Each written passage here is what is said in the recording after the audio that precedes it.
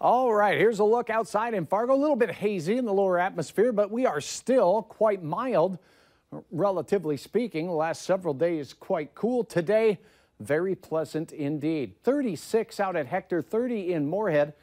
We have a south-southeast wind at 9 miles per hour. Looking up to the north in Grand Forks, visibility not too bad. In town, it's 22 there with a little more snow left on the ground. Things remained cooler up north.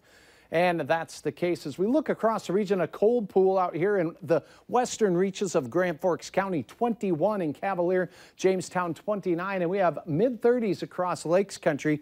Drop that into the low 30s up in the Lake of the Woods County area. Now as we take a look at winds, they're from the south still, 5 to 15 miles per hour, and that's going to keep a flow of air with more moisture in it into the region as we go through the evening. When moist air moves over the snowpack in the Northern Valley, well, it causes the moisture in the air to condense. We make a cloud on the ground. We call that fog. And there is some serious fog conditions out near the Emerado area where visibility is nearly zero. 2.5 miles out in Grand Forks and Cavalier. And it's reduced across the valley as we saw in the Skycam. A little bit of haze here.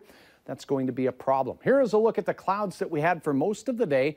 As we headed into the late afternoon, those shifted off into Minnesota. Here's that snowpack on the ground. It's the white that's not moving from the visible satellite.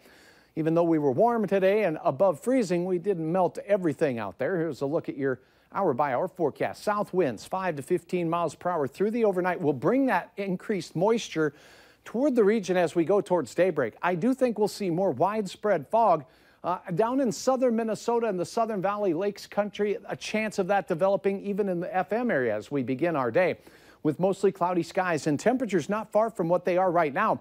And by the way, if you're in the 20s with fog forming, that's what we call freezing fog. So that's where it could freeze on your antennas and we get the frost forming on trees and signs as well.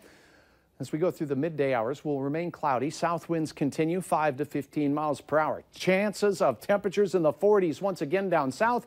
Mid and upper 30s up north with light and variable winds. Only a few peaks of sunshine here and there throughout the day until late in the day. Rain at 10 o'clock at night. That's right. The model's showing some raindrops falling on our heads as we close out our Tuesday. And after the rain comes the chill. 30 to start your day. Some areas of dense fog out there. Rising temperatures through the midday hours with those southerly winds really helping to boost things around the valley. 47 Fargo will have temperatures in the mid-30s for many along and north of Highway 2. Low 40s in Lakes Country. Here's a shot of a gorgeous reflection of the setting sun off the clouds. This is in the Anselm area. Thank you, Tim, for sharing that spectacular view.